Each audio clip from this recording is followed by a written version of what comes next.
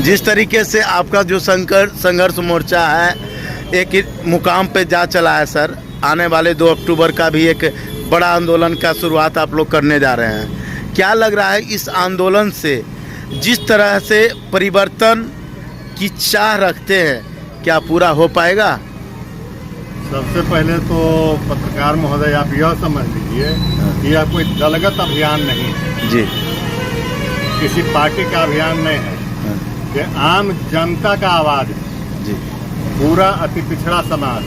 आज अति पिछड़ा में 2 तरह का आपको अति पिछड़ा मिलेगा, एक वंचित अति पिछड़ा, एक वंचित अति पिछड़ा जी। तो हम लोग लड़ाई लड़ रहे हैं जो मूल अति पिछड़ा है, वंचित अति पिछड़ा है, और कुछ जातियों को इसमें डाल देने से मूल अति पिछड़ा आज आहत है, फिर से वह दब गया है, कुचला जा रहा है। और उस लड़ाई को हम लोग बुलंद कर रहे हैं और हम लोगों का मांग है कि हम पर जो आघात हुआ है, हमारे आरक्षण पर जो आघात हुआ है, उसमें सरकार सुधार करे। यह मामला हम लोग कोर्ट में भी लड़ रहे हैं और जमीन पर भी लड़ रहे हैं। नीतीश कुमार का कहना है कि हम अति पिछड़ा के लिए बहुत किया, बहुत कर रहे हैं।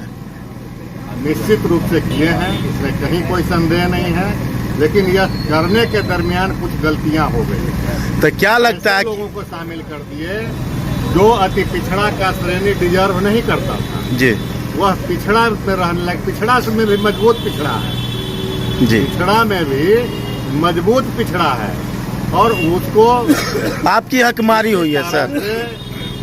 एन केन प्रकेन उसको अति पिछड़ा में शामिल कर दिया गया, जिससे मूल अति पिछड़ा जो है, जिसका शोषण हो रहा है, भरपूर शोषण हो रहा है, और पूरा अति पिछड़ा समाज इसको महसूस कर रहा है। और यह सरकार से मांग है कि हम लोगों को इससे मुक्ति दिलाया जाए। अगर आप उन तीनों जातियों को, तेली, तमोली, दांगी को आरक्षण देना चाहते हैं तो उसके लिए अलग संवर्ग की व्यवस्था करें और उनको अलग से रिजर्वेशन दे दें। अन्यथा लेकिन हमारे साथ जो हुआ है उस खामियां को दूर करने का काम। नीतीश सरकार बार बार भाजपा को अति पिछड़ा विरोधी कर रही है। अभी अति पिछड़ा विरोधी कौन है, भाजपा या जदयू आपके नज़र में? जो तेली, तमोली, दांगी से जो आश्वासन दिया उसको इन्होंने कर देने का काम किया जी। और इसका हमको लगता है कि इसका बढ़िया से अध्ययन नहीं हुआ या कहीं अध्ययन करने में गलती हो गई, जिसके कारण से मूल अति पिछड़ा आज घोषित हो गया। आप कह रहे हैं कि भाजपा गलत है और जदयू यानी नीतीश कुमार सही है। जब नीतीश कुमार सही है तो अभी तो आपका झंडा नीतीश कुमार के विरोध में ही चल रहा है। विरोध में नहीं है, मांग तो उन्हीं से है। आपका मांग भाजपा से या जदयू से सर? मांग बिहार सरकार से है। बिहार जो सरकार गलतियां हुई है उसको हाँ। सुधार करना है। हाँ। केंद्र सरकार से भी मांग है कि रोहिणी आयोग का जो रिपोर्ट है उसको सार्वजनिक किया जाए। हम जो मूल अति पिछड़ा है उनका स्तर नहीं सुधरा, आखिर क्या कारण है, कानून में क्या व्यवधान रह गया, उसको प्रदर्शित किया जाए। हाँ। और जो कमियां रह गई है मूल अति पिछड़ा को ऊपर लाने के लिए शैक्षणिक रूप से, आर्थिक रूप से, राजनीतिक रूप से, सामाजिक रूप से, हर क्षेत्र में सामान्य वर्ग के साथ खड़ा करने का जो सरकार का मुहिम है, उसमें जो कमियां रह गई है उसको अध्ययन करके उसको दुरुस्त करने का जरूरत है। और सर एक आखिरी प्रश्न है मेरा कि जातिगत जनगणना जो माननीय मुख्यमंत्री के द्वारा कराई जा रही है, जातिगत जनगणना के पहले ही इस तरह का निर्णय कुछ अति पिछड़ा को परिवर्तन किया गया है, तो ये क्या मानते हैं सर आप?